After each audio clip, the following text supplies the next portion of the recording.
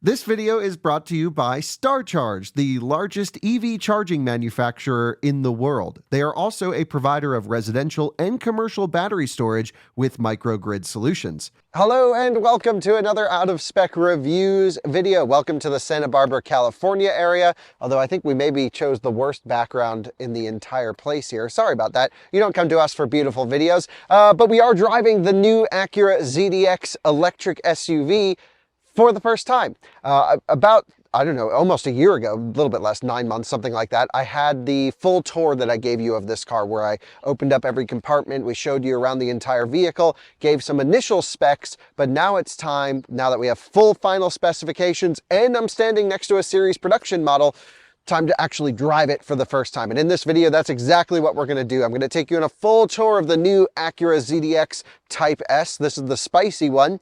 And then we're going to drive it, of course, on the highway. We're going to test the driver assistance. We're going to go for a cruise. We're going to shred it in the canyon, see if that Type S badge actually does what it says it should do, and then we're going to drive it in the city. At the end of this video, we're also going to drain the battery and charge it, because charging is one of the most important parts of an electric vehicle. So we're going to take a look at the peak power, the curve, and see how well this thing adds back energy into the battery pack through a DC fast charging session. There's a lot to do in this video, so join me as we explore the new Acura ZDX Type S for the first time.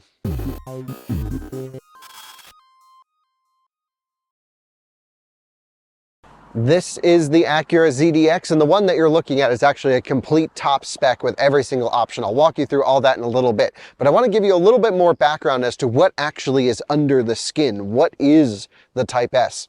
And it's actually a Cadillac Lyriq. This is, we drove the Honda Prologue a few months ago, a lot of you may remember, and that was the sister car to the Chevy Blazer, and here the ZDX is the sister car to the Cadillac Lyriq.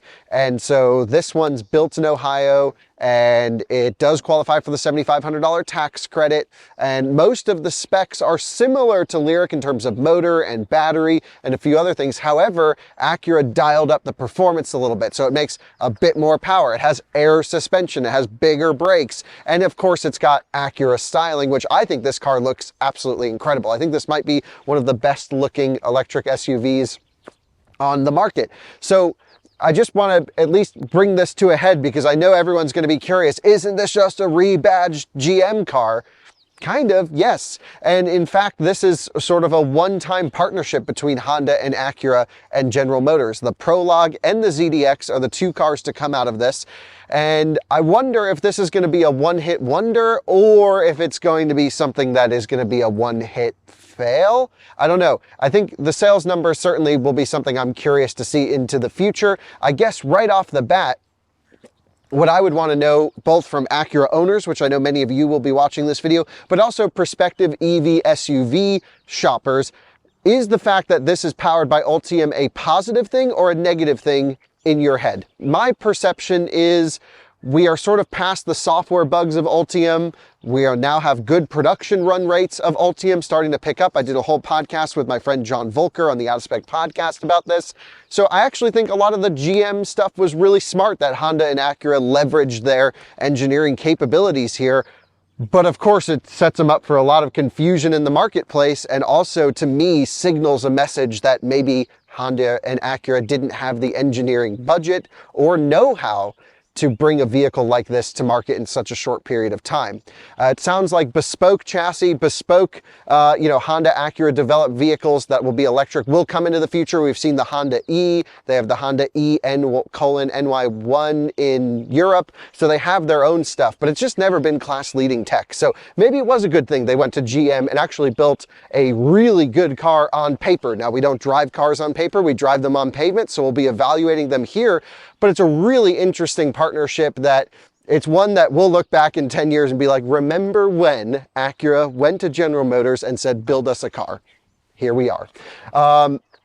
What should you know about it? Specs, pricing, everything like that. Well, there are 3 versions of the Acura ZDX on sale.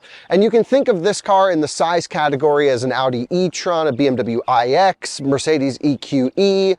It's a bit bigger than Lexus RZ, and it's a little bit bigger than Genesis GV70, but it's in that wheelhouse. And the price is pretty good. So the base rear-wheel drive version has 317 miles of EPA rated range. It's called the A spec, and it comes pretty nicely equipped. There's some big omissions that we have to talk about though. That car is 64 grand. And that's before the $7,500 tax credit, which every version of the ZDX gets. So that's good. For another 4 grand, you can option all-wheel drive, brings you all the way up to 490 horsepower and mid 300 pound-feet of torque. That's also pretty good. No, mid 400 pound-feet of torque. Pretty good. That honestly seems like probably the volume model, the sort of base feature, but all-wheel drive. And then you can go for the Type S, which is this one, which takes that same all-wheel drive package from the A spec, dials it up, only 9 more horsepower, 499 horsepower in this one, but a lot more torque, mid 500 pound-feet of torque. And of course, it's dual permanent magnet motors in the all-wheel drive, silicon inverters, not silicon carbide. Nothing here is really class leading, if you will, but the range does drop. So this is like 278 miles on a cycle, but they all use the same 102 kilowatt hour usable battery pack. And that is a Ultium battery pack, same battery pack as the Lyriq, which I'll get into charging really quick. I know I'm hammering you guys with specs, but I just really want to focus on driving, but let you know everything that's going on here. 11 kilowatt onboard charger right here. The ZDX also comes with the most confusing packages that a customer can choose. It was similar to Prologue, where like there's 3 packages when you get a ZDX. You can get a home charger with some public charging credit, you can get a mobile connector with even more public charging credit, or you can just get all the public charging credit and not credit to put in a home EVSE or charger in your garage. Someone buying a ZDX, for many people, this is going to be their first ever electric vehicle, and they're going to have no idea which one to choose. And I think this is going to lead to a lot of frustration, a lot of confusion, and especially for an expensive vehicle. I had the same complaints for Prologue. Just give everyone everything. This thing's a $75,000 vehicle. Just give them all the home charger and the credits for at least the first year. Let's just remove barriers to entry. Don't add confusion, Acura, and they've added confusion. If you come on in here, Alyssa, I just want to show the charging port. A huge charging port for a relatively small inlet right here. This is the CCS1 inlet that this vehicle will be shipped with. Eventually, throughout this vehicle's product cycle, it will get switched to the North American charging standard, which is great. Has a CCS DC port here on the bottom, 190 kilowatt peak DC fast charging rate, which that is way below where it needs to be. This is 2024, we need faster charging, but it's not about the peak, it's about the curve. And so as long as the curve is pretty fat on this thing, it should be okay. However, I have kind of an indication that the curve is going to be pretty poor, because when you start seeing manufacturers quote charging times, not from 10 to 80, but 20% to 80%, you go, oh, okay, why is this not shown in 10 to 80, which is sort of industry standard? And it was 42 minutes from 20% to 80% to charge this thing. Whoa, come on, that's crazy. So we have to do a charging test on this thing and see if that's really the case, because you know, with an electric car, there's so many components that have to come together, that have to work really well together to make it a reasonable and good electric vehicle. And the charging performance is one of the biggest things that matters. And it kind of just seems like, oh yeah, charge is not great. So, okay, we have to learn more about that. I want to talk about features and options. I mentioned the A spec and the Type S. Now the Type S, this will only be, this is the spicy one, you know, over 550 pound-feet of torque or just about there. This will only be 15% Acura's projecting of the total volume. 85% of the ZDXs you'll probably see on the road, or maybe even the ones you're interested in, will be the standard A-spec car. And it comes with a great sound system. They look good, a little bit smaller wheels, more range. It all kind of makes sense, except there's one massive omission in the standard car. That's not even optional equipment, at least for the launch spec. Come on in here, Alyssa. This one being the top spec, you'll notice it's all GM stuff in here. It has Super Cruise, but you can't actually call it Super Cruise. They call it Acura Watch 360 Plus, I think. But look right here on the wheel, you'll see this gloss situation. That indicates eye tracking, hands-free Super Cruise. And of course, if you come up front, you'll see the cameras up here for it. There's a radar up here. It's the same exact sensor suite that you and I have done and driven many vehicles with. It's a fantastic lane centering feature. That is not available at all in any way, shape, or form on the standard ZDX, which is still a $64,000 car base. That's going to be 85% of the total sales volume in this car. You can't get lane centering. It's 2024. And the ZDX does not come standard with lane centering. It's not even optional equipment on the standard car. You have to get the sporty one in order to get lane centering. This is crazy. And I was talking to a lot of the product planners about this. My friend Quincy, I'm like, dude, this is crazy. Like, you built a really nice car. It's awesome. I had the same complaints about the Prologue. Like, these are expensive vehicles. It's an electric vehicle. People want tech. People want to drive them. You commute in them. You want it to steer itself. And it doesn't have them. So I just have to put that in the video right up front. I'm sorry, but that is crazy, unacceptable. Can't even recommend you to buy that car because it doesn't have lane centering. From my perspective, this is so important. Okay, you get the Type S. Type S is available, sure, quite expensive car. Like I mentioned, this car will only be 15% of total sales volume.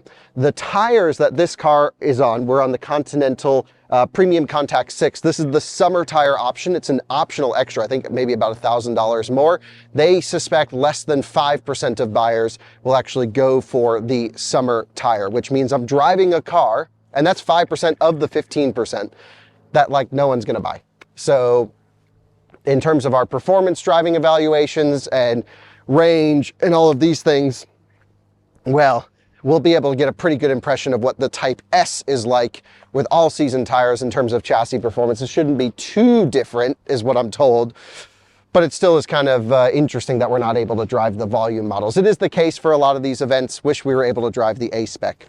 So what is different between the A-Spec and the Type S? This is when you get to the spicy one. Obviously, this thing looks the business. It's got the styling package, love the roof rails, love the color, love the wheels, huge Brembo brakes up front, just about 15-inch rotors up here. All looks good. Brake-by-wire tuning's been enhanced. It's got a sports section for the brake pedal. It's a 6-lug wheel, actually, so you know it's pretty heavy. That's one thing I should mention. This vehicle weighs 6,000 pounds.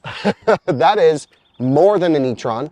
That is like 400 or 500 pounds more than an iX. So where did they put all the weight? I don't know, but it's definitely got some. I'm just looking here. Actually has 1,000 pounds of payload, which is pretty good. So you could load this thing up. It's more than most other vehicles. They recommend 38 PSI front, 42 PSI in the rear. It is a square setup in this one. Again, being the performance one, we are going to talk performance because this is Type S. So you're on 275 square, 40 R22s. It's a high load tire. It's an OE tire, premium contact, Continental designed specifically for this car.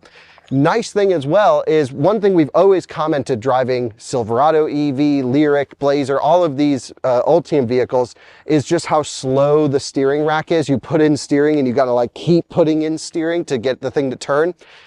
Acura felt the same way. So the A-Spec gets a really slow rack, but this gets a quicker rack. And I can't remember the exact whatever to 1 ratio it is, but it's still not that fast of a rack and it's still pretty dead on center, you'll find when we drive it. But at least when you get into some turns, you're not having to work the wheel nearly as much. So quicker steering, and its steering weights up even a bit more in the Type S. In terms of tech specs, I think that's pretty much everything we need to discuss. I mentioned the motors, we talked battery pack, we got charging. Let's go on a tour of the interior. Alyssa is behind the camera. I'm gonna pop open the trunk. Okay, popping open the trunk. And Alyssa, why don't you share your viewpoint on the space in here? So the space is pretty good. So you have, this is, what was this? So this is underneath here is the air tank for the air suspension, which this is actually the first Ultium vehicle I've driven with air suspension. It comes from the Chinese version of the Cadillac Lyriq. Yeah, so you have all that underneath. You have buttons to push things down. Which one? Yeah, so go with the other side. This side? Yeah, the left. Oh, we got bags on that one. Whoops. Yeah, so why don't you click the right button again? Oh, maybe because it has seat belts in it that it won't go down. Exactly, yeah. The Okay. seat belts are holding it back. Yeah, so it's pretty flush here. I like how it has these flaps here, so little puppy paws can't fall in between. Some cars actually miss that. And so it's not a true flat surface for your luggage, for your dogs, whatever it might be that's back here. For ventilation things, they have the controls right up there, which is great. We're able to actually, yep, those trying to get it to focus on it. Yeah, There we go. we'll show everyone in the backseat review. Yeah, so that allows for me to be able to crank up the air and have it really cold for the dogs back here, and meanwhile not be freezing my butt off because the Newfoundland's hot. Right, so it's a tri-zone climate, so you can have a few different zones in the car, which is nice. So left and right up front, and then one for the rear. Yep, but that is the only vent there, so... Yeah, not enough vents in the back. I mean, e-tron has the B-pillar vents, right? And iX, I actually don't remember. I have no clue. Yeah, forget. But either way, it seems like, okay, airflow could have been better back here. One thing I should say, though, is General Motors air conditioning, which this is using, always awesome. So I'm expecting good cold air to come out of this vehicle. One complaint you had, Alyssa, was that this was a little bit too narrow back here. Yeah, to me it feels a little bit narrow, but maybe when I'm getting really inside of it and feeling it, I mean, just from my height, this is like above my eye level. So maybe it's just the car being lower, because when it does program itself to remember to always go into a kneel. There's a setting. Yeah, that's what it's set in right now, so it is slammed. Yep. Which is helpful for the dogs to get in and out of, which is nice. I should mention, the suspension only has about 40 millimeters of adjustment. So it doesn't like go all the way up in normal mode. It just drops a tiny bit when you put it in entry exit. And actually the default setting is for it to not to kneel when you go into park. So that's something that if you happen to own or buy one, you'll have to go into the settings and enable the kneel function to kick on. I personally wouldn't use it on my car just because I don't like it going up and down all the time. Just rough on components. Yeah, we usually shut it off. I think we have it in our Rivian and in our Cybertruck, and both of which are shut off all the time. Yeah, we don't use it for that. Just to help with half shafts, is that right? No, but Okay. yeah, just mechanical things. Yeah. And but overall, I think the look of it is really neat. Yeah, my parents said it looks like a hearse. Yeah, I mean, I think that's just honestly this panel. chrome strip thing, that strip, and then this panel, just it being square, but it is not square in the back, so it won't be able to fit. I can't figure out why they have this ledge back here. They also sell a spoiler, a carbon fiber spoiler to go on here. I just don't know why this ledge exists. I think it takes away from the look. Like if you were to pull the back of the car, you already have this as your vehicle length. It's just under 200 inches long. You could pull this back and get even more cargo room out of it. Perhaps there's an aero benefit. Perhaps it was a styling choice. I don't think it adds to the styling. In fact, I think it makes it look worse. Yeah, I think just within electric cars, being angular and having all these weird things is like the thing to do. Yeah, I guess freedom of design. I don't know. I would have gone more cargo space and even maybe a little bit less range, but that would have just been my design decision. Ultimately, it's something you don't actually really notice unless you stand right on the side of the vehicle. It's just how much space. Like if you stand here, this is a good foot from like here to here, that they could have just had extra room in there. There's got to have been an aero benefit to make it worthwhile, or a styling decision. Backseat review time. Let me go in there. So it's got really nice door handles, by the way, I should mention. Chunky ones, you can grab it. You have lock and unlock, a little button on there. You have that on the back, but that's usually not normal. Correct. Yeah. I don't know if you guys heard it, but this button started squeaking a little bit. Oh. I have to mention, Alyssa, and I think you'll agree with me. This is a brand new car. It has 400 miles on it. We've had rattles and squeaks in like 4 different places. Yeah, there's definitely, you can tell it's not a German car. Yeah, those start squeaking and rattling after like 10,000 miles. Yeah. Everything squeaks and rattles, which always drives me nuts. But I've never driven like a brand new prepped vehicle that has, like there was a really bad rattle in the B-pillar here next to your head. And you can even hear kind of this loose plasticky noises. I don't know. That's concerning. This could be an early car. Hopefully the series production ones. I thought this was series production. I don't think it's a prototype car. I hope they get that dialed in. I'm certainly going to mention that to the engineers. But I have to say, backseat room, nice. Look at how much I can extend back here. This has one of the... You're like 6'1", right? 6'1". This is one of the largest back seats of any electric SUV I've been in. It almost feels like some of the trucks, like the F-150 Lightning or something. I can put my feet all the way up.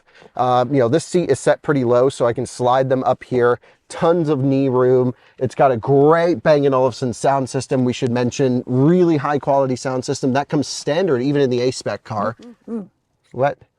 There's a plastic piece. I got it. Nice. And you know, I just think it's pretty spacious. I agree, Alyssa. The roof is a little bit too low. It's not crazy. It's not extreme.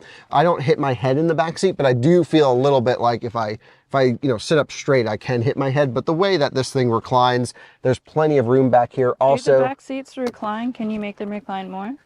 Yes, I believe there's 2 positions they can go in. So this is the first position, and then I can hit it again and put it into a second locked position. Okay. So I prefer them a little bit more upright, but you can recline them. What was I going to say? Yeah, nice room, big sunroof. Love that. The sunroof actually opens all the way back, unlike some vehicles. So this part, the back glass doesn't move, but the front of the front glass, when you open it, comes all the way open. So that whole front section is just sky, which is really great. 2 USB-C ports in the rear, unsure of the power output. We got to test that maybe when we get it on loan. We have seat back pockets here. This is a very flimsy, look at this. What? Maybe it's just a soft material in the seat, but this is your seat back pocket right there. Yeah, I don't know what you would keep in there. When it has this, everything would just fall out.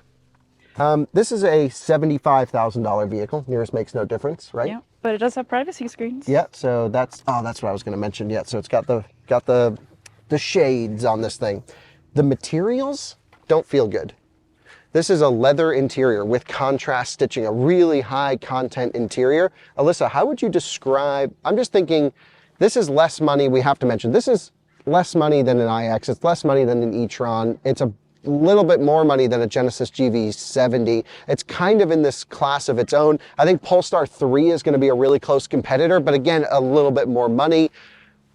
Do you think it's a high quality feeling material? To me, it just feels oily and slimy everywhere. Yeah, I mean, it's definitely, it's very, very soft and then very slick as well. There's not much grip, but when I was sitting and we were, because we've already filmed ahead of time, the driving impressions, I wasn't sliding around, so it wasn't that slippery. Yeah. But you definitely don't get... It's almost like someone pre-armoralled the interior, but it's not that. That is the natural material. Genesis GV70 has the same oily, nasty feeling leather. Yeah. I like a really dry German leather. Yeah, sure. Don't know. It just to me it seems just not top quality, but also this is not top price. I want to show everyone under the hood. Let's see what's going on. Do you think there will be a front trunk? The Honda Prologue did not have a front trunk. It'll probably be very, very small. But do you think it's going to have one before you open it? What do you think? Yes or no? Yes or no? Yes. Yes. Okay. Alyssa thinks front trunk. No. No. Oh, wow. What is the this? world's largest piece of plastic in a vehicle? What the heck is going on here? It's got one pop rivet on here. Wonder if I can't get it. That's okay. We have some grounding connections to the chassis over here. We just have wires and crap going everywhere. We have a release for... A lot of welding. Holy crap. that's a structural adhesive, actually. Oh, really? Yeah. Yeah, so we just got crap everywhere. This is the thing with GM Ultium that I don't understand. Washer fluid. Very full. Wow, that's a big washer fluid tank. Oh, good. That's massive. Acura ZDX, huge washer fluid. I'm actually noticing some of this foam here for sound enhancements. Don't know if you can see that.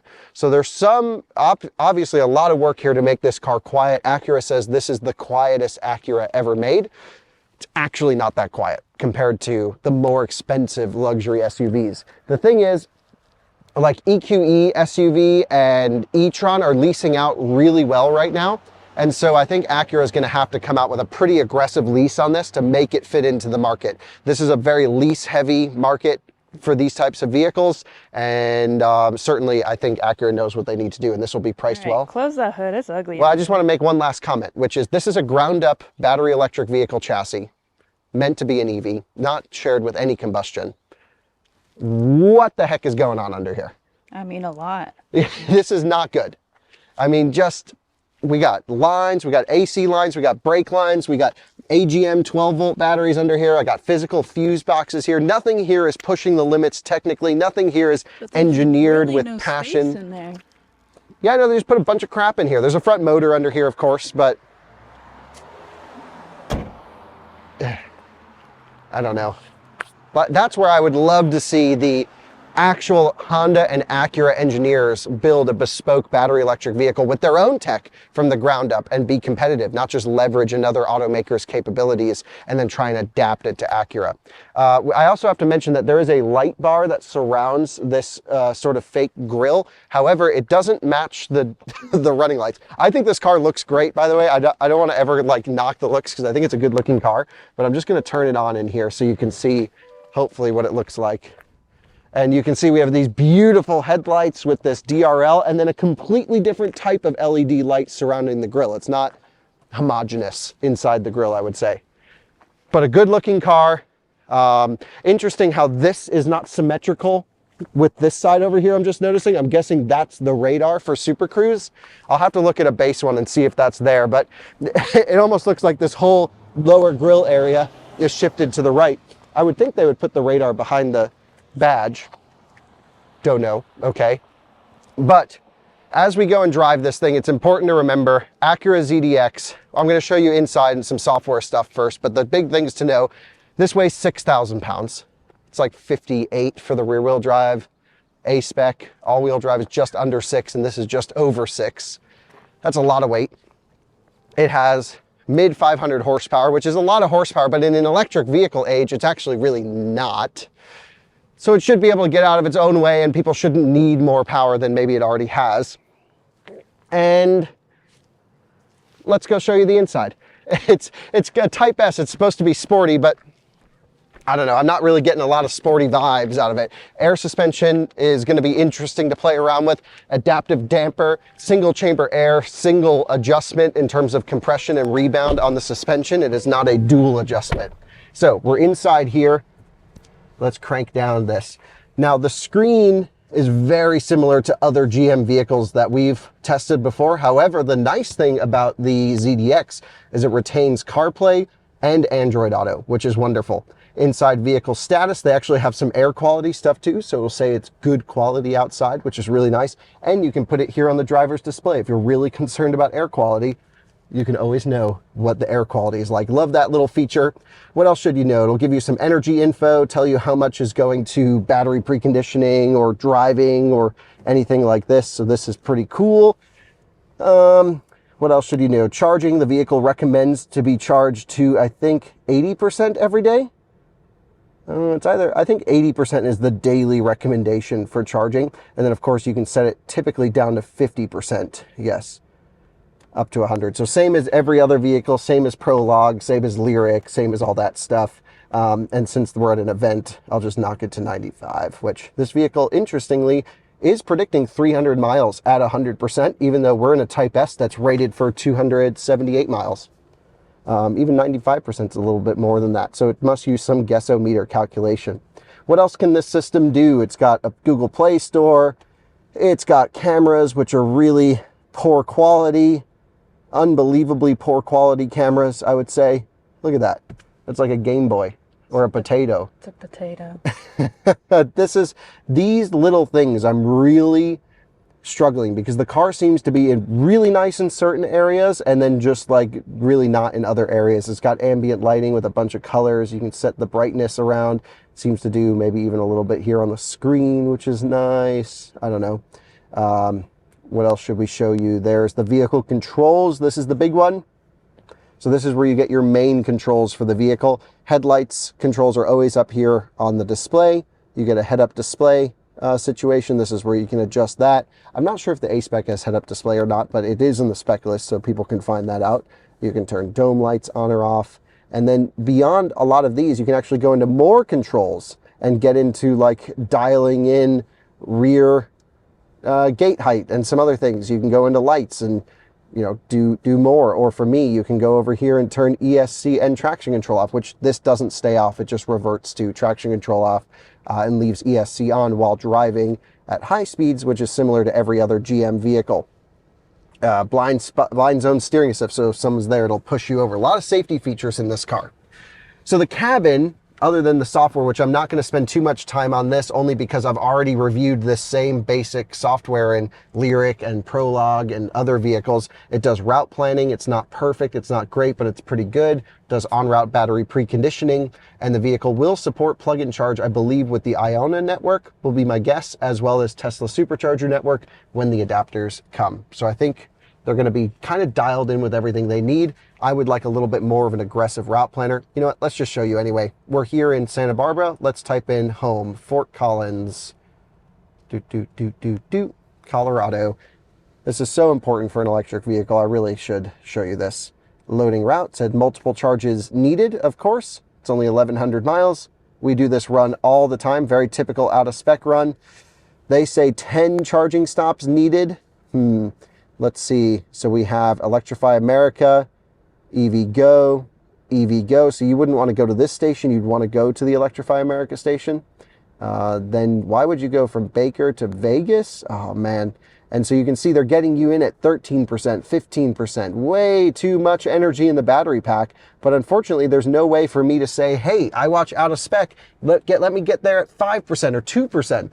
And so Mercedes lets you do that, Porsche lets you do that, BMW lets you do that. I would love to see more customization when it comes to route planning inside this vehicle. Just seems like way too many stops in general, but maybe this vehicle really does only charge well down low. We're certainly going to try it tonight at the Electrify America station in Santa Barbara. Big open pad down here with more USB-C ports. You can do CarPlay wired or wireless, which is great. We have a 12-volt connection right up front. That's becoming increasingly rare in electric vehicles. They have two. Yeah, there's one back there in the trunk and one up here. Two huge cup holders. Yeah, Stanley, Utah moms approved. Okay, so love that. And then you have a wireless phone charger that you can just slide your phone in there. And it actually does stay in pretty well. However, if you push it just a bit too much to the side, sometimes it loses connection. And so it is a little bit sensitive as to where you place your phone in the pad. So if you have to make a quick turn, just adjust your phone every time, or maybe even put a little bumper in there.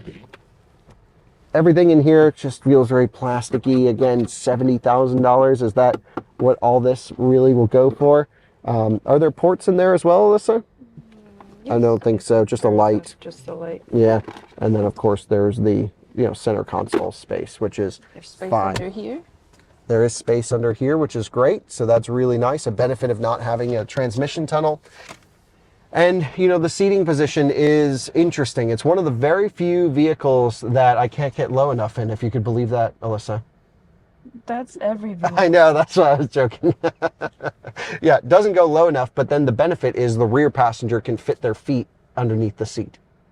So you get good leg room. And it's an SUV, so it's okay to sit high. My main issue actually is the bottom doesn't come up enough, so I can't scallop the bottom of the seat too much. And the seat in general, it feels nice. It's a relatively premium seat. The material doesn't feel good, but I have a powered thigh extension, and I can even bring in the bolsters. So you can see here, I can adjust here on the seat. I can go cushion length, I can go back bolsters, and it just fills up with air. It doesn't physically move the seat. And of course, there's a traditional lumbar control in here as well. To my left knee, actually, if you could run around, I want to show everyone all of this because I think it would be hard for you to lean all the way over. Oh, okay, we'll go this way. Alyssa was wired up. We're now not wired up. This is where all of the important controls come from.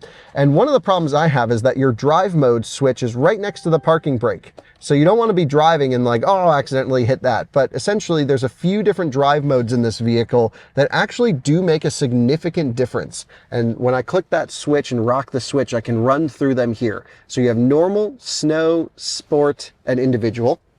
You can customize individual right in here. This is where you can go for light steering or sport steering. This doesn't adjust the ratio, just steering feedback, and which requires more steering effort. I don't actually think it adjusts the responsiveness of the steering. I think it is a fixed ratio with an electronic power steering system. You have two different adjustments for the damper control. You have a brake feel from normal to sport. Sport is a pretty spicy brake pedal. It does some weird stuff from time to time, and sometimes it targets way too much ABS lockup, but in general, it's a really good brake pedal. I really like it. You'll join me for that. acceleration feel. And this actually does kind of adjust the power output and how early it brings in the torque. I would just always keep it in sport. And then you have a motor sound, which this will simulate some sort of fake noise, which is kind of lame. Then you can kind of keep it in normal, which isn't that hardcore. Of course, the other modes would be, yeah, that's right, they make you hit buttons rather than the screen. It's like a weird UI thing. Normal is for city, just cruising around. And then snow mode will actually raise the vehicle up a little bit if you want it to, which is cool. And what else do we have? Sport mode, yeah. And individual is how I'd probably configure it.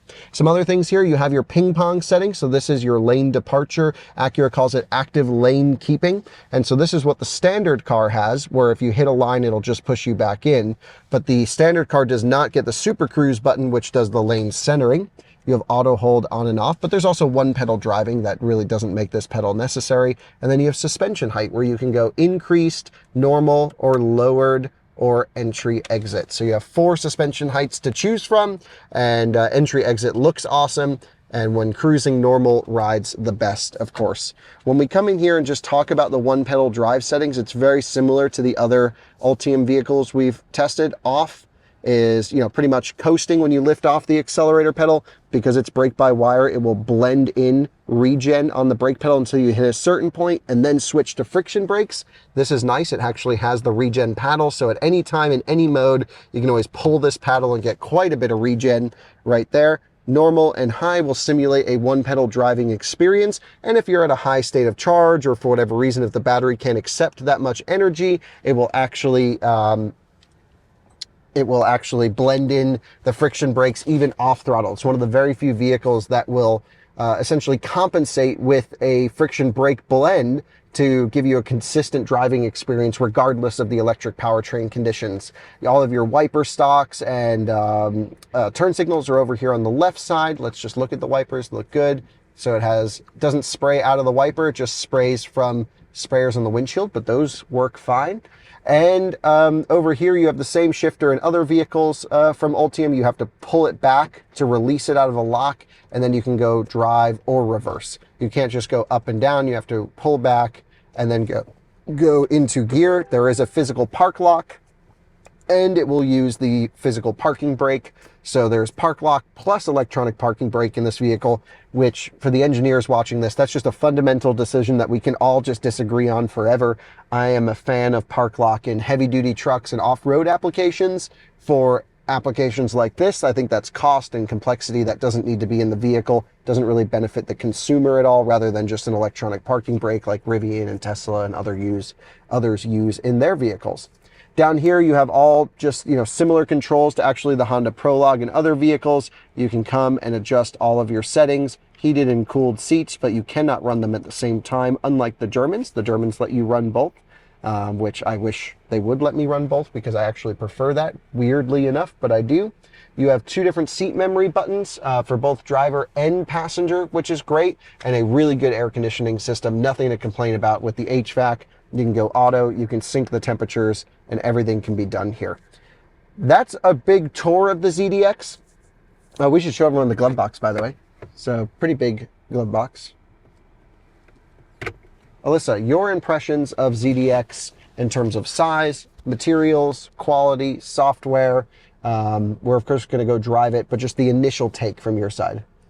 My initial take, it doesn't offend me at all, but when talking with some of the engineers and product people, they were saying that this is supposed to go up against the Audi e-tron and the Polestar 3, and that to me, it is in last place for that. You mean in terms of materials and quality? Materials, quality, overall, I mean, we'll talk about it a little bit more on the road, but just the overall quietness of this car is not there. And when you're looking into the more premium SUVs, you really want that bank fog feeling, especially if this is a double pane window, and you don't get that quietness, which is yeah, it's a thin double pane though. Like yeah, their e-tron is like, it's a lot thicker. yeah, But if you're going in that market of kind of a luxury SUV, then it definitely needs rear is single pane. But you know what's crazy? I'm not sure the double pane makes all that much of a difference, because iX is single pane, and that's one of the quietest cars I've ever been in. Yeah, maybe it comes down to sound deadening and really making sure that material everything, choice. yeah, which that's way out of my wheelhouse. I just sit in a car and drive it down the road and say if it's quiet or not. And to me, this is not as Right. quiet. The It's Acura quiet, guys were but like not as quiet. confused when we asked them, like, why isn't the car quieter? They're like, what? This is the quietest Acura we've ever built. Yeah, but one of the guys literally drove in a Q8 e-tron the other day. How Yeah. could you compare that to this? Yeah, no, you can't. The e-tron's way quieter, but this is also cheaper. This is like 10 grand less. Yeah. Well, for 10 grand more. Okay, well, 10 grand more, get less range. Yeah. I mean, there's There's caveats, always but a balance. when, Yeah. with like iX, I think is definitely like the highest benchmark. I think that one's probably first in line when it comes iX to, rocks, but also yeah. more money. Yeah, it is a lot more money. Yeah. So, I mean, yeah, you're climbing the tree of, You're almost to the luxury segment, Yeah. but you're not quite in there with this car. Yeah. And so it's like you could work a little bit harder and get yourself a real nice piece of hardcore engineering from an automaker who cares enough to build their own electric car. Or you could go halfway and go and buy a car from an automaker that asks someone else to build them an electric car. yeah. Is that too harsh? I mean, It sounds harsh. It's harsh, but it's true. It's the truth. I mean, when you speak to people and engineers, you want them to be passionate about their product, and it's hard for them to be passionate about a product that they didn't fully build up from the start. It's not their baby at all. This was a It's their- specking and requirements car. Yeah. This was Acura and Honda saying, here's everything we want you guys to build for us. Yeah, which I feel like that's hard to be extremely passionate about, and kind of goes to show with how much they're doing with just marketing this car. And, Oh my goodness, they're and- marketing it everywhere. It was on Yeah. a billboard in our hotel the other day. Right, Yeah, exactly. it's just- So yeah. they're definitely spending money in different ways, but I mean, when we've talked to a lot of the people who work there, they're like, and we ask them, well, why is this like this? And they blame Ultium, and it's like, okay, Right. Oh, yeah, the big thing. It doesn't tell you the state of charge on the display here. Yeah. It just gives you a bar, right? And like Silverado EV does tell you state of charge, so I know Ultiums can do it. But John Huang, who's a viewer and a friend, he's the chief engineer of this vehicle. I was just like, dude, what the heck? Why doesn't it show state of charge anywhere in the vehicle?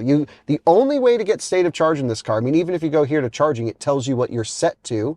And then you got to come down here and guess, okay, we must be around 30%, but there's no way to know. The only way to know is to shut off the car and it'll tell us we're at 32%.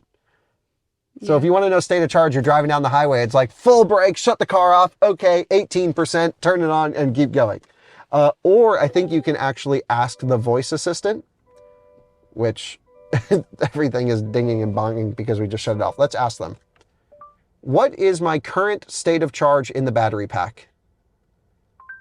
For that, you'll need to sign in with your Google account. When it's safe, check the notification for steps to sign That's in. right. It won't tell you unless you're signed in with your Google account. So if you borrow someone's ZDX like we are right now, it can't tell you state of charge. These are the little things that electric cars need that this doesn't have, which is crazy. And when you get super low, it doesn't even give you a range anymore. It just says low, which isn't very helpful. So if you're a nerd, because you're watching this video, you have to keep an OBD scanner in the port, and then it'll tell you state of charge. Just stuff like that drives me insane. But then there's also really nice things about the car. Styling, I think they did a great job on sound system and styling. Those are the two key areas that this car does really well in. And space. It's also got quite a bit of equipment and content for the price. It just doesn't feel like a very passion-born project, which to me is very important when I'm buying a car, is did the people making it care and love doing it? I don't feel that passion. Yeah, no. And like I said, that's very hard to do when you're forced to do it on somebody else's platform. So yeah. So they can't build their own bespoke electric car soon enough for our market. No, I Because think Honda E was that's- great. Yeah, hopefully that's next for them, but I don't think this would be a bad selling car for people who already drive Acuras, and same with the Honda, I said the same thing.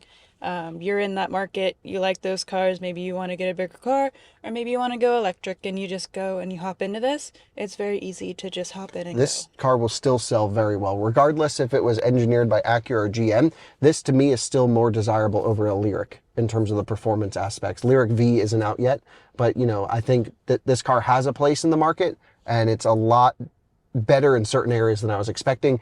Let's just go drive it. Enough talking. We'll finish up with our final thoughts at the end of the video, but time to go for a cruise in the Acura ZDX.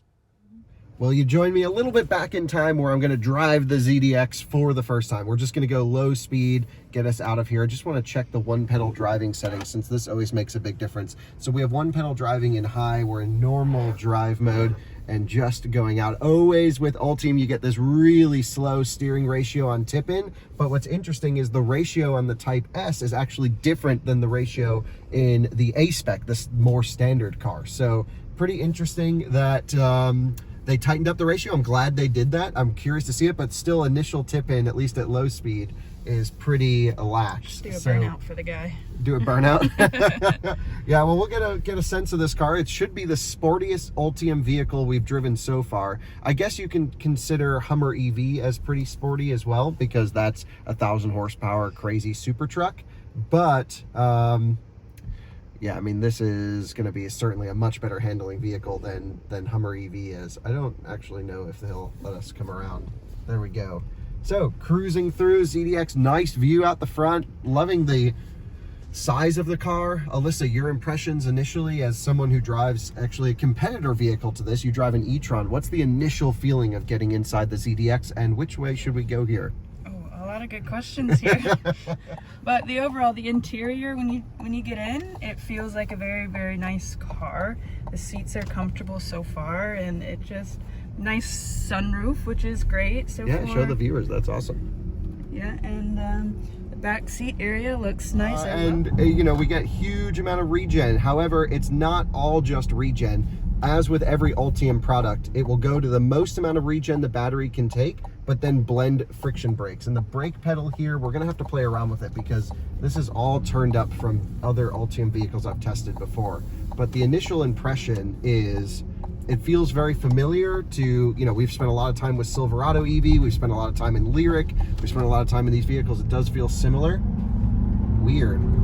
Not giving me, maybe we're actually going way faster than I was expecting, but that felt slow.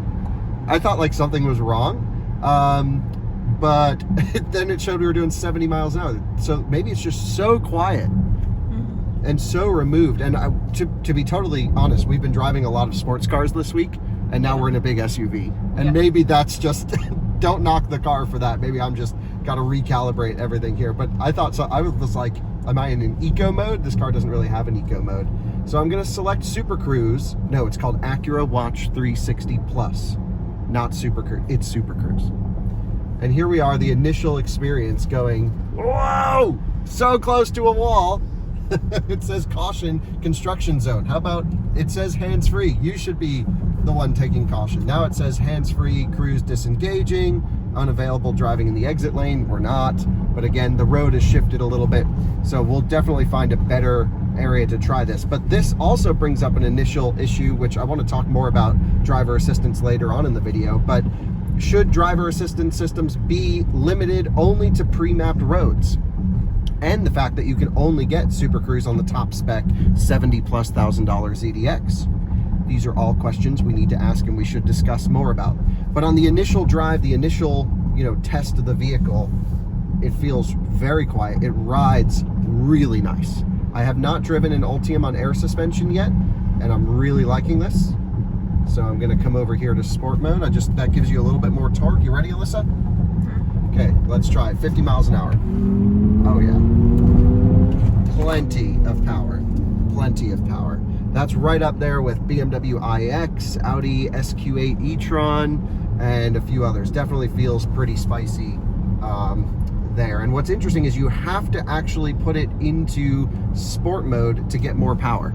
The horsepower may stay the same, but the torque definitely increases. And all of the rated figures for this car were done in the sport mode calibration. So let's go hands-free cruise, still unavailable. So at least we have adaptive cruise control, which is nice. And I have 3 levels of distance. Hands-free cruise unavailable. How about now? Nope. Well, we're just cruising. We'll find a spot to really get to know the car, but the initial impression is quiet. Not e-tron, not iX quiet, but pretty quiet. Ride is really nice considering this is the sporty one. It's a high quality ride with single chamber air, single adjustable damper in terms of compression and rebound are done with a single setting, but at least it's adjustable. and you sit pretty high in this vehicle, which I'm normally complaining about in SUVs, but I'm still going to complain about in this SUV. This is the spicy one. Let me get on the ground, as I always say. However, I think a lot of people that like a high viewpoint with good visibility around the car, this has nice mirrors, blind spot monitoring. The seat pillar, if you show the viewers back there, is there is a bit of a blind spot back there. But it's not terrible, especially with the assist of blind spot monitoring. One feature I wish the car had would be when you put on the turn signal for it to actually pop up with a camera view so you could see physically what's there. Tesla does this, Kia EV9 has this, a few other vehicles as well. That would have been a really nice addition here to have the side view cameras. I think that is a key feature that I've come to really like by driving certain vehicles. But I have cooled seats on. We're going to crank up the Bang & Olufsen sound system. The initial drive in the ZDX is actually a way higher quality ride than I was expecting. So I'm very excited to experience this car a little bit today. This feels really nice, which is actually a surprise. I thought it was going to feel a little bit more basic, a little bit more, not economy car, but just a more basic chassis setup like I've felt with other Ultium vehicles. And no, this is different. This is nice.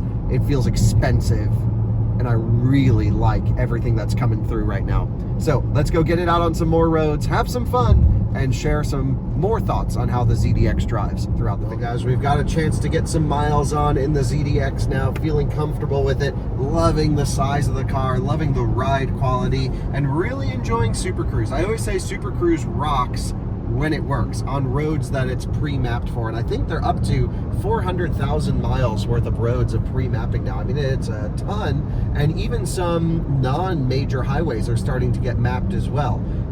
For me, in terms of driver assistance though, I like the idea of a non-pre-map system. If the car can see the lanes, then just stay in the middle of them. Even like Ford's Blue Cruise, just as an example, like in a Mustang Mach-E or something, it will do lane centering everywhere, but then on pre-mapped roads will let you go hands-free, so it's a feature unlock. But we'll, of course, as soon as we get one of these to test in Colorado, run it through the Hogback Driver Assistance Challenge and do all of that. It's looking for an opening. I've just asked it to make a lane change to the right. It's making an automatic lane change over here, and so I love that I can manually select lane changes, but then there's also settings to do an automatic overtake, where if I have the speed set higher than the vehicle in front, it will vibrate the left or the right side of the seat depending on which way it's about to make a lane change, to the left or the right lane, typically to the left for an overtake. I don't actually think it will ever do a right lane overtake. I think it will always do a left lane overtake. So it will vibrate the left side of the seat, move over, initiate a pass. I don't remember if it will go back to the initial lane of travel or if I have to knock it over myself. These are the things we'll play around with in the Hogback Challenge, but I love how interactive it is. And Acura Watch 360 Plus or Super Cruise is a great system. So here it's automatically looking for an opening. It knows we were coming up on a slower vehicle. It's making a lane change for me, and it's so smooth and just does it wonderfully. And then it gives me a notification when it's complete. I also have a head-up display in front of me here that gives me some information. Typically in Ultium vehicles, they are able to be adjusted. I'm going to see if I can find some head-up display settings. I'd love to see if I can put it on a driver assistance view. It seems like a very large display, and right now it's just showing me the speed limit, the speed I'm traveling, and a couple little settings in there. But if you have to do a lot of highway miles, this car seems pretty good. The one downside is, of course, the range hit on this one. The Type S is a significant-ish, 30, 40 miles hit over the standard A-spec with the 20-inch wheels. I think what we'll see a lot of people doing, first of all, is that range really going to make a difference? I would argue no. I'm more about charging performance than range, which we are going to stop at a DC charger today and juice this thing up after we drain the battery a bit. But I think the Type S still has plenty of usable range, just about, probably 250 miles in any condition. Driving it however you want would be my guess. And so that's pretty good, don't you think, Alyssa? Yeah, I think so. It's right on par with Q8 e-tron. That did what in our 70 mile per hour test? 270, was it? I don't It almost remember. got EPA rating, that car, and your car did a little bit less because you have the older e-tron. So it's all in that range. Polestar 3 is going to be in this range with the performance benefits as well. That's going to be a good direct comparison, as well as, I guess, what else is kind of out there. I mean, this and Polestar 3 are almost head-to-head as quirky, interesting vehicles. It's making a lane change to the left again. It's just doing everything. And here we are coming into a construction zone, so I'm going to knock the speed down, and you can see that just lane changed right as it merged. So it's not a perfect system. Let's see how it handles this merge right now. It's doing well. It says hands-free cruise, caution, drive with care. I'm going to keep my hands close to the wheel. But if you have to do a lot of highway miles, it's worth it alone to get the Type S for Super Cruise, because I have to mention, if you get the A spec, hands-free cruise just disengaged, no road information because it moved over. If you get the A spec, you get no lane centering, which is crazy in 2024 to launch a premium electric SUV without lane centering. They call it active lane keeping, which makes you think it's lane centering on the spec sheet, but it just ping-pongs you if you're about to fall out of the lane. Any thoughts, Alyssa, on that? Yeah, I would say that needs to be pretty standard within all cars, that you shouldn't have to pay a lot extra for it, but you do, so it is what it is. Go for the top spec. Yeah, gotta get, I mean, for me, I wouldn't even consider one of these if it wasn't a Type S, not for the performance, but let alone just for the cruise control and the active lane keeping. And you'd have to re-engage it after the construction zone is over. So that's the highway portion of this drive, which is fantastic sound system, fantastic ride. Could be quieter. It's quite noisy in the upper part of the cabin, I would say. Hearing wind noise, hearing tire noise. I wonder if the standard tires would be quieter where you are on the summer performance tires. But it's, again, this car is going up against competition that are German bank vaults. iX, more money. e-tron, similar money, way quieter. But also, like, that thing is just an inefficient brick, of course. And there's like Lexus RZ, but that car kind of sucks, so I wouldn't even put this in the same category of that. I would never recommend an RZ to someone. What other cars compete, Alyssa? Polestar 3, I think, is going to be the big one. Yeah, Polestar, e-tron. You say EQE 500. Yeah. R1S. R1S, yeah, a little bit more money, but yeah, R1S is cool. Yeah. R1S is really cool, but that's like a lot more vehicle, off-road capable, stuff like that. Yeah, I think that's pretty much, the market's set. not too big in the higher end side Right, of. But that's actually tough for this car, because all of the cars it has to go up against are so refined, and we're talking like really pinnacle of automotive engineering. And then, that's where the complaints about the wind noise up here are coming in, where if we were comparing this to a Kia Telluride or, a general SUV, this is a way higher quality experience than most of those. But in the electric world, because the costs get higher, because of the content of the vehicle, the battery pack of the vehicle, the quality has to match there as well. And I would say this is, I would actually say it's got too much wind noise. I don't even think it's that windy out. No, it's got wind noise. There's a rattle by my ear. This little piece here has been rattling, and that's something you would not find in an e-tron. Mine's a 2019, has 0 rattles, and this is brand spanking new, right off the line, and has some rattles. Yeah, so scary. Yeah, that's something to watch out for. I'm sure all the people who are now watching this from Acura are kicking themselves because of the one little rattle. It's not a big deal. I just gave it a little punch, and I think it's a lot better than what it was. So yeah, I think, but overall, just like the materials, the feel of everything is pretty good. The knob switches are nice. This is it's kind of cheap. This is very cheap feeling, but overall, I mean, their target was to go after the big Germs. I guess Macan's a lot more expensive. It's more expensive and smaller. Yeah. So yeah, it's a tough market to be in because you're going against the Germans. Yeah, so this or Lyriq, pretty close, but I think this still has my vote over the Lyriq. Same car underneath. Yeah, I was about to say it's the same car, so it's whichever brand you like a little bit more. Well, it's also the tuning. This has air suspension, the Lyriq doesn't. Oh, yeah. This is also more expensive than the Lyriq, but it feels like it's got a lot of stuff. sound system bumps. That has the AKG sound system in the Lyriq, which I was okay with. I think this is better. Yeah, so. All right, let's cruise. Let's go find some good roads. Let's go see if this thing is as performance-oriented as they say. But it's doing all the lane changes automatically for me. This is great. I mean, as a road tripper, 100%, you have to have the Super Cruise. Do not buy an A-spec one of these cars without lane centering. Plus, Acura has to put Super Cruise in the standard version of this car, or Acura Watch 360 Plus. This should be standard on an Acura ZDX. It's a great system. I'm glad you can get it here, but don't buy the base car because of this alone. Well, guys, you join us for some spicy driving time. This is, of course, the Type S version of the ZDX, which, of course, needs to be spicy.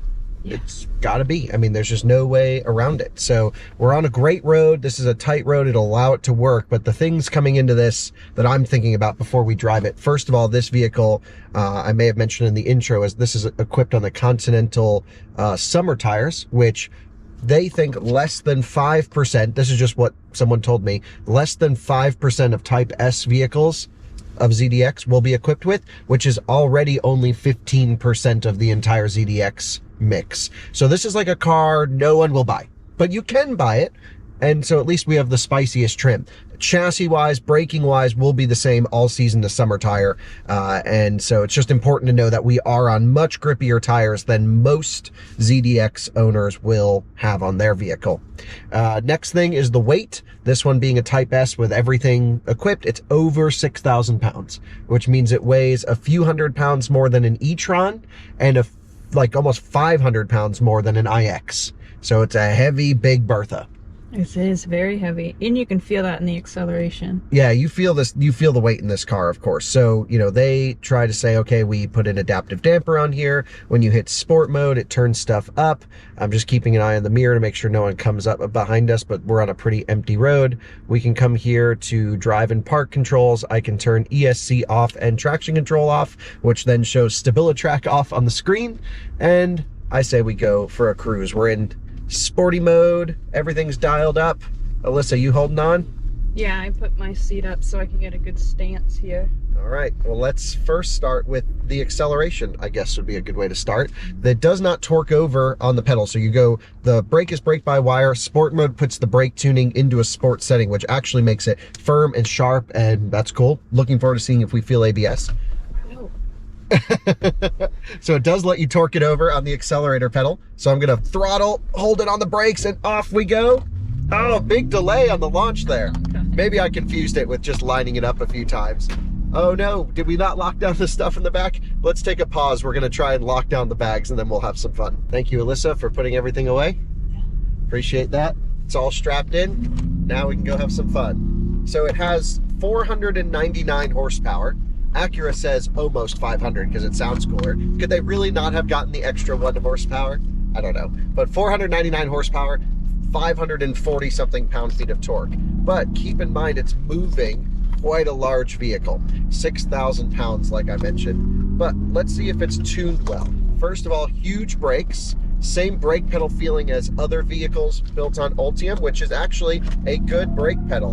And it's got the power. I mean, this thing puts on speed pretty well, but it doesn't feel fast. It's actually one of the most powerful, quickest accelerating SUV, luxury SUVs. But what's funny is it just feels so understressed. Yeah. Wouldn't you agree? Yeah, it still feels very, like it's just wafting and floating. And the nice thing is it holds power all the way to allegedly triple digits. It never really trails off. It's just rips the whole way through. Dual permanent magnet motors, both IGBTs, not silicon carbide inverters on these ones. But the guys were saying thermal longevity is pretty good, which we actually noted from the Prologue. We got the Prologue hot, but we were being pretty hard on it. This, you know, has good thermal longevity for the intended use case. And I think, you know, this one being the spicy Type S needs to have really good thermals because you put a Type S badge on it, comes with some stigma that it has to rip. Now the steering ratio is increased, I should say maybe decreased. It's a tighter steering ratio, quicker steering ratio than the standard A-spec model, and that is good, but it's still very dead on center. I mean, it's just very, very lacking on the initial steering tip-in. It's very lacking in the feel. It's almost feels like a Silverado EV steering rack, which the A-spec has an even slower steering ratio than this, which I'm surprised about. The steering does weight up in sport mode. It gets a little bit stiffer. We're just going through a little area and then the road opens back up.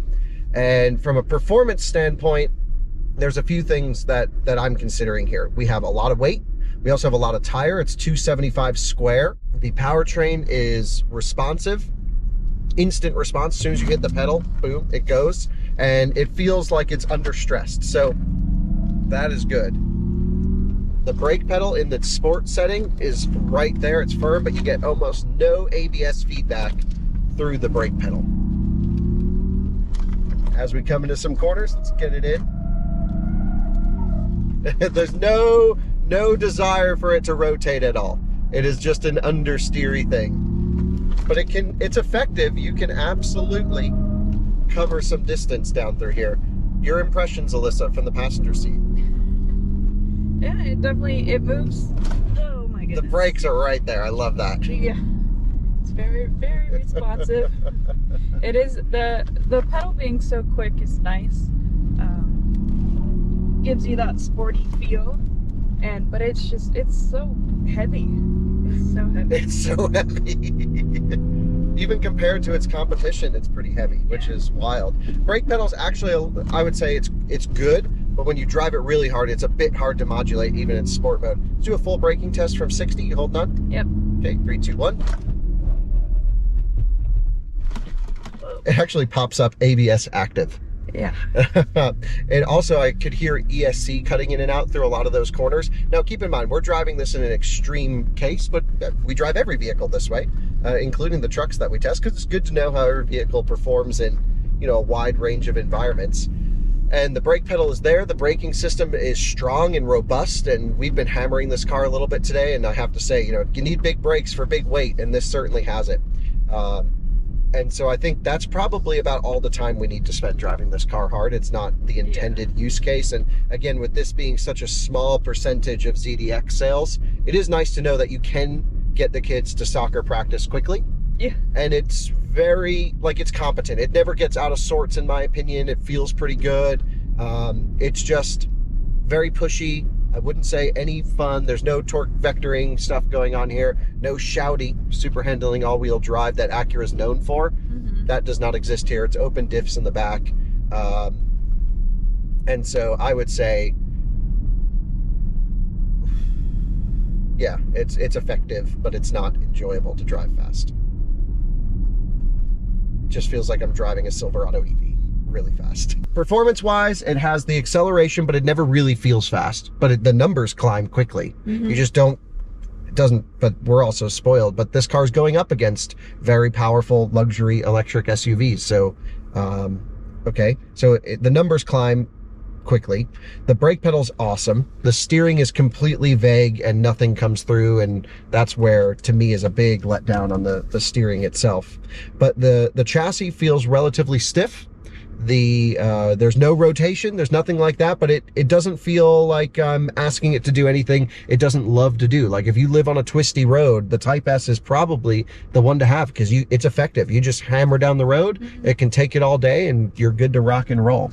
And I think that's, like I said, that's probably all the driving we really need to do spicy in the Type S. Do you think you can slide it? Let's try. It just went straight, and then I grabbed some brakes as soon as ESC turned back on, and that helped rotate the car. Yeah. So what's funny is you can't leave ESC off in this vehicle. Okay. It goes to traction control off, which is also a GM Ultium thing. So it's basically like a Lyriq, just with some spicy equipment on it, which is what I was expecting, and it's not as hardcore as I thought this would be. In my head, the Type S was going to be a little bit more fun, a little bit more enjoyable to drive quickly. It's not that, but it's certainly, like I mentioned, you live in the mountains, get this one, you'll get home effectively, safely, quickly. Anyone can drive it as fast as you want. It's not dangerous in any way. It doesn't do anything unpredictable. And yeah, you do feel the 6,000 pounds though. In the head-up display here while cruising, by the way, just wanted to show you, it's a pretty big display. It does have a weird curvature at the bottom that just doesn't look super natural. It's almost like it looks folded into, at the bottom, like a folded piece of paper, like it's curved. I don't know what's going on there, but you can see the bottom right, it indicates a time, and that time is not the current time, but the time that you'll arrive at the destination, which kind of threw me off. I was like, what? It's not 2:22, it's 2:11. But at least it's there. All right, that's the head-up display. It's also not perfect, but wanted to give you a sound representation of what it's like in here while cruising. I'll kind of shut up so you can hear some of the noise.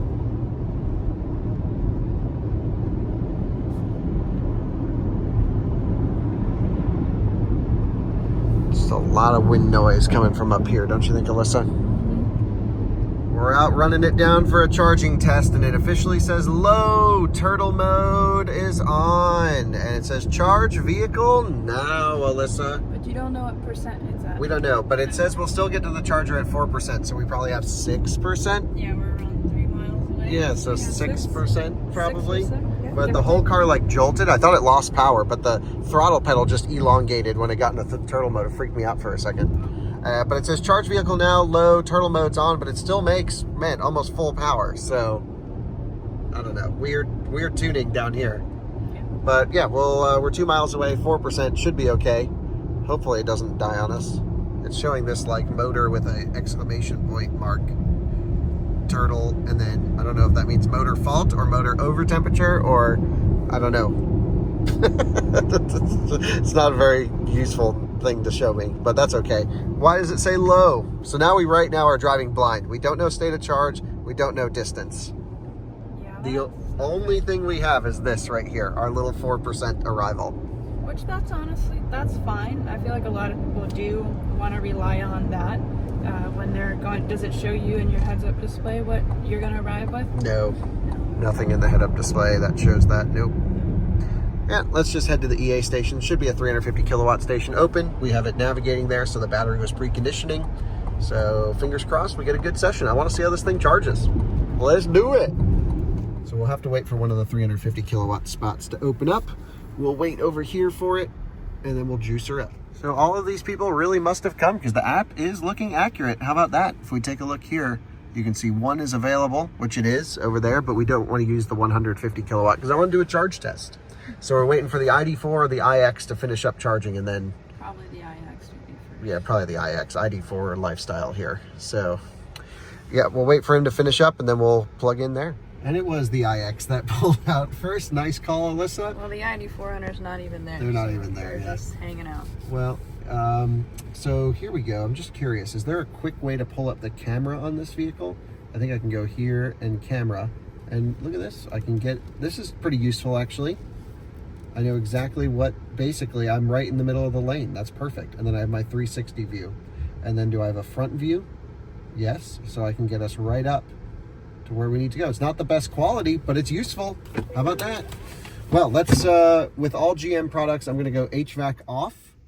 Let's plug it in. I think we're at 4% state of charge. I have no idea because the car doesn't tell me. Let's go see how this thing charges. Oh, we are at 5% state of charge. Okay. It says 11 miles of range. Well, we were ripping it, so I wouldn't trust that. Drove it pretty hard, of course, to drain the battery pack. Hate this connection. This is really not it. So I don't believe this has plug-in charge. This handles slightly warm from the iX, but not too bad. Let's plug it in. I can hear the air suspension making some adjustments on the car. I'll ask Alyssa if she can activate the charger for us with our app, and then we'll be good to go. So it says, yeah, gotta get this thing moving. Well, we're initiating charging. The battery's preconditioned. We have a standalone 350 kilowatt Signet station. Hopefully it'll give us the juice. And yeah, handle's now pretty much cool to the touch. Let's see how this thing does. This ID4 is only doing 66 kilowatts at 53%, which is way below its maximum performance. So I'm hoping we don't have a derated charger. That would suck. This is beeping at us. I don't know why. Or is it the car beeping at us? Continue. Man, ZDX looks so freaking cool, doesn't it? I like the way this car looks. Here we go. Charging 5%, 100 kilowatts now. Cable cooling's ramping. Will we see 190? Let's take a look. Does it show charging speeds in there, Alyssa?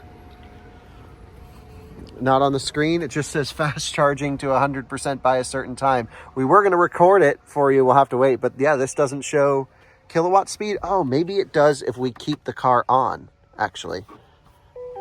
Here, let's put the key in. 177 kilowatts at 6%. Key in. Come on, press brake to start. Oh, we got to get the screens on. Climate off still. Here we go. Charge cord connected. Yeah, there we go. Here's where we can see that. But what we don't see is state of charge. This thing is boogieing 7%, 178 kilowatts. I mean, it's not class leading, but at least it is charging well and on the first try. And we are getting quite a bit of power. So I'm going to keep an eye on this, figure out when it starts to taper, at what state of charge. But yeah, we'll keep this rocking. So there seems to be about 4 or 5 kilowatts of loss. You can see 181 kilowatt coming out of the charger, 176 going into the battery pack on the ZDX. And that seems pretty normal. It's got to run some cooling systems. There's transmission losses. We're talking high current. But yeah, it seems to be doing a single current request. I guess I wish I knew what the voltage was. I don't know if it's doing 400 amps or 500 amps. I'm guessing it's probably doing somewhere in the 450 amp region would be my prediction, but we'll see if we keep ripping her. Well, she's ripping along fine. It actually, my session stopped. I think I had it on an old credit card and it timed out for payment. So, damn, wish we had logged everything, but we can at least take a look at time and kilowatt hours cumulatively. It didn't seem to have any boost function or anything. It just went right back to where we left off a couple minutes ago. So just sitting at 185 kilowatts. So it's definitely amperage limited charging performance. It just sits pretty flat, I would say, and climbing kilowatt rate as pack voltage comes up. So it's probably doing a consistent amperage request from the charger. Again, I wish I knew the voltage range of the vehicle, but when we get it on test, we will. It's in the, probably low to mid 300 volt region, I would think. Also, is this a pretty big gap to you? Maybe? I don't know. I feel like that's a pretty big gap, and then it gets pretty narrow down here. But also I would notice that the door shut lines are dead on. I mean, really nice. This, looking in the mirror, looks like it's carved of one, which is awesome. As you would expect from a car that's $75,000, it should be built really well. And yeah, just walking our way up to the 190 kilowatt peak, no issues. There. Right at 25%, we're starting to taper. 162 kilowatts, 161, and interesting taper. So should be recording everything, I hope. And yeah, very, very hard taper. Hard taper, not sure why, but maybe this is normal, maybe this isn't, but that's not impressive. 150 kilowatts at 27%, that's not good. Oh no. So you really got to get the chargers dead for it to work well. Handle, yeah, reasonably cool to the touch. Don't think it has anything to do with the charger. Again, the vehicle should give you a display, I think, just like every car. As to whether or not it's the vehicle request or the charger. But here we are ramping down, 139 kilowatts now at 27%. Oof. I feel like I'm walking my way down a ladder. I don't like it. We're at 31%, 107 kilowatts. Alyssa, as an e-tron owner with consistent... Sorry, I dropped my phone there. As an e-tron owner with consistent charging, what's your impression of this? This is a no for me, dog. And it's so hard to say if it's charger or car, right? But this feels very car. Chargers don't typically derate slowly like that. No, and it started out pretty strong, and that's usually how a lot of these big wavy curves do. If they are, they'll start off strong, and then they'll hit bottom, and it's hitting bottom pretty fast. I mean, we're at 100 kilowatts now at 31%. Not good. Not good at all. We're under 100. We're at 99. Oh no. Well, guys, this is kind of weird, but it's worth trying out something. We're at 37% at 86 kilowatts. The fans on the car are ripping right now, so which makes me think it must have something to do with the thermal performance of this thing. There's another 350 kilowatt station just over here. So what I'm gonna do is, at 38%, this car should be doing better than 86 kilowatts. So I'm gonna stop charging here.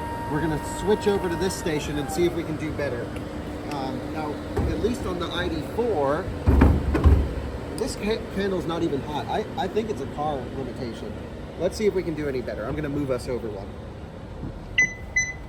That's the car beeping.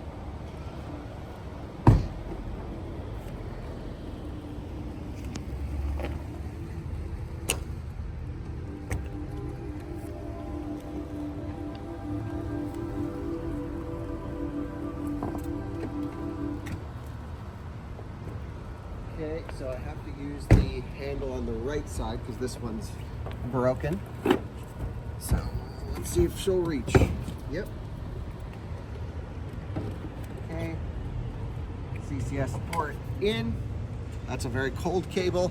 I'll activate the session and let's see if it does any better, because then we'll know if it's station or car limitation. You feel how warm the hood is on this thing, Alyssa? It feels like a combustion car. It can feel like the heat coming out of the seams here. We weren't even hard on it. We just drove it normally. Yeah, just, especially for the last 45 minutes. I mean, it was just cruising on the highway. So this beeps. Okay, 38%. Are we going to see more? Now, it did have a chance to cool down a little bit, obviously moving from there to here, so it might do a bit better. Here we are, 90 kilowatts, 92. So it's 100% a car limitation. That's either the intentional charging curve or it's thermals on the vehicle that's preventing it from charging fast. And I'm guessing maybe thermals because the fans are instantly ripping super hard right now. but this is a Type S. This is a Type S. It should have upgraded cooling. I mean, we didn't even do anything aggressive for the last couple hours. We shot all the performance driving videos out, at the beginning of the day. Yeah. And it's just, so it's not the charger, it's the car. And we're the only one here at the site, completely empty right now, which is unusual for Santa Barbara. But wow, so I got to talk to the engineers about the charging performance, because that's not good. The fact that we are either thermal limiting or it just has this bad of a charging curve, that's just a non-starter right there, That's just an automatically stop sale. I feel like Lyriq charged better than this. But so they say from 20 to 80% is 42 minutes. Now I kind of know why. Wow, just sits at under 100 kilowatts, and they don't give you any charging data in the vehicle. So if you're at a charging station that doesn't have a screen, Tesla Supercharger comes to mind, and others, you have no idea how fast you're charging unless you find a third-party app. But if you plug in charge on a supercharger, which this should have, there will be no way for you to know how fast you're charging. I guess that's not true. I guess you can turn the screen on and it'll show kilowatt rate, but you don't get state of charge then. So yeah, at least here we can see 96 kilowatts. Charge cord connected. Oh no. Oh no. It's like I wish someone engineered this car who drove EVs, and then none of this would have happened. It's just simple things. Oh boy, we're up to 100 kilowatts now. Oh boy. A lot of the extra power coming from the charger that's not going into the battery though is running the cooling systems. So it seems to just sit at about 100 kilowatts right now. We got a lot of charge testing to do as soon as we get this into the office, because I'm not sure if it's thermals or what the heck happened, but it's not good. I mean, even if it is, it's just like we took it on a road trip. We just drove it down the highway for the Yeah, last hour. So, and this is what you're supposed to be using fast charging for, is road trips. So this is, it's really bad. It's really bad, really. So here we are, almost up to 50%. There's 50%, 100 kilowatts at 50% state of charge. Whoa, that's like Model Y 4680 bad. This is a much bigger battery pack. It's 102 kilowatt hour usable, which means it's doing 1C at 50%.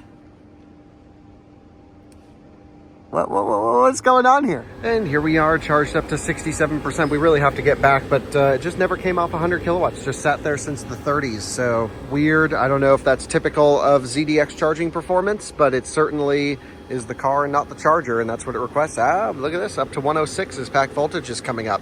So it's just sat flat this whole time. But we got to roll. So let's stop this session and go return the car. Well, guys, now that we have a more clear picture as to how the ZDX drives, how it feels, how it's built, and how it charges, it's time to give you our final thoughts after spending the day with this rather great looking electric SUV. And I think the first things that come to mind, this guy's got spinners on his car. That's awesome. When's the last time you've seen spinners? I don't know. Wow, it's so sick. I love it. Wonder if that would actually help with aero. That could be like a good... Maybe spinners will make a comeback on EVs. Anyway, what do we think about the ZDX? Alyssa, I'll let you go first quickly, and then I'll finish up with my quick final thoughts. Overall, I think it's a fine car. Now I am greatly offended by the charging performance. If that is true, we'll obviously do further testing. Well, it was true for our experience. Yeah, so I mean that is inexperience that has happened. No e-tron would ever do that. No. No iX would ever do that. No. So yeah, that really kills the car. I think this car is certainly going to be a lease vehicle for a lot of people. It's going to be their first electric car for a lot of people, and it doesn't really help them learn about EVs. It doesn't give you the correct stats on the screen. It gives you pretty good route planning, I have to say. Like, this is all fine, doesn't really bother me too much. But some things that it's missing. The standard car missing lane centering, that's just a mind-boggler to me. The charging performance, that's a mind-boggler to me. The weight, that's a mind-boggler to me. How this could weigh 6,000 pounds, that's a mind-boggler. And then you get into what's the good. Well, it looks amazing. I have to say that it handles pretty well. I mean, it is a Type S. It's way better than the equivalent Lyriq. It also costs more than a top spec Lyriq. Lyriqs get up to about 70 grand for the sport trim with all-wheel drive. This is another 5K on top of it. It's got brakes, it's got air suspension, it's got adaptive damper. It feels worth the money. It's got the Bang & Olufsen sound system, which sounds great. Different sound system than the Lyriq. So it feels like in certain areas, it's certainly nicer than the sister car that this is built on. The challenge for me is the rattles, the build quality, the materials, don't like any of that. The seat I don't fit well in the car, but that's a very personal thing. You might fit better in the car. How do you fit in the car? Oh, I fit fine. You fit fine, okay. Don't listen to my complaint on that at all then. But it is like so close. It could be incredible if they just spent a little bit more effort dialing in the stuff that matters to, I think, an electric car driver. Repeatability, tuning some of the hardcore performance stuff, that probably doesn't matter too much, but the brake pedal does some weird stuff, and it's a little bit understeering. It's not that fun, but it's effective for anyone buying this car. I would have liked to see a little bit more spicy tuning into it. The quality of the ride and everything is good, cruising down the highway, no issues, but over some big impacts, this is the Type S, it's the performance one, it is pretty stiff, I have to say. I really would like to see what the A-spec is like with the smaller wheels. I think that would really help me make a more well-rounded picture of this car, because I'm left similar to the Prologue, which I think we gave the Prologue a meh review, you know? Yeah. This is like meh, but with a few more dollar signs attached to it. Yeah. And there are areas, like braking performance, like the brakes have a lot of thermal in them. The suspension's cool. The car looks great. Maybe it's this particular car and that's why there's rattles and stuff in it, but and this like resonance sound that's giving me a headache over certain bumps. But you know, you're 10 grand away from a next level up in quality, and you're already into this thing for 75. Keep in mind, this does get the tax credit though, and those don't. So you're more like 17,000 or 15,000 away from some of those cars, new for new. And then this starts to make sense. That's when you go, okay, it's above an EV9. It feels a little bit more special than the EV9, feels a bit more substantial. I would prefer to drive this over the EV9. The EV9's charging performance is much better though. So if you road trip a lot, this car is just out of the question. And it just comes down to, I'm really curious to see who's going to buy this car. I don't know. I think a lot of people are going to be coming at it where they need a 3-row SUV, but they're just stretching into an EV9, or they have money, and if you can afford it, spend the extra money for a much more expensive car, but a much higher quality experience in an iX and an EQE, EQE, I don't know, it's a little bit plasticky and rattly too, but e-tron for sure, bank vault. Love the we always love the e-tron. Model X is not far away either, and that car has great charging, native NACs, all of the things that you would need. So my final thoughts on the ZDX are, I really want to like this car more. I wish it was more fun and enjoyable, but it doesn't have the sporting edge that I was looking for, that a lot of, like, I think even Audi SQ8's chassis, when you back off stability control, you can hammer that thing. This doesn't really give you that impression. And so it's nor spicy enough nor luxurious enough to match what the price tag suggests it should be. And it's in this very weird mid-range of trying to be luxurious. But I think Alyssa summed it up perfectly for me before. This is not an Acura. This is a General Motors product with an Acura badge. I mean, even the key is literally, you know, a Silverado key with an Acura badge taped on the back. And for some people that won't matter, and for some people it will, and for some people it's positive, for some people it's not. But at the end of the day, I would have loved to see what Acura could have done building this car. I think it would have been better in many respects, and probably worse in some other ones as well, but at least it would have been true to the brand. What we really need to do is, of course, we're going to do an electric SUV comparison at some point in the next 6 months to a year. We'll have this and Lyriq together. We'll have Prologue and Blazer together. Once we drive them back to back, it'll be interesting. But if this leases out well, yeah, it's a great car. If it doesn't, I'm not sure I'm seeing the value for 74 grand. No. And a lot of people that can spend 74 grand on a car are not getting the tax credit. They make too much money. And if you're not getting the tax credit on this, then just jump to an iX or an e-tron. It's not like you get 3 rows in this. If this was a 3-row, it'd be a different story. But it's not. Yeah, it's just hard to put this in the market of what it's competitive towards. And it's easy to find the competitors, but each one's kind of a bit better is what I'm coming up with, except for the Lexus RZ. Yeah, well, there you go.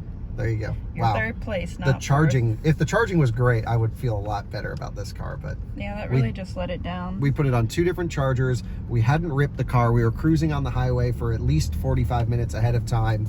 Super Cruise is only available in the top spec. And but if you like audio, sound system in this rips pretty good. It's not e-tron Bowers, what do they get, Bang & Olufsen in your car, and then iX gets Bowers & Wilkins. It's not that level, but it's close. And then, so, you know, Polestar 3 should get tax credit in the standard version. That'll be interesting to compare that against this as well.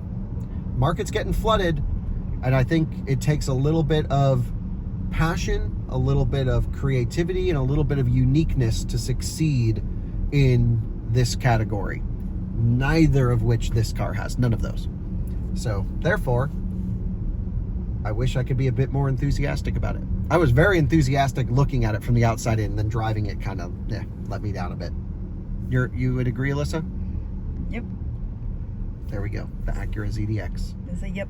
It's a lease it if you can find one at a good deal. Yeah. But it looks freaking awesome. Get this spec, Tiger Eye, with the orchid interior. Yeah.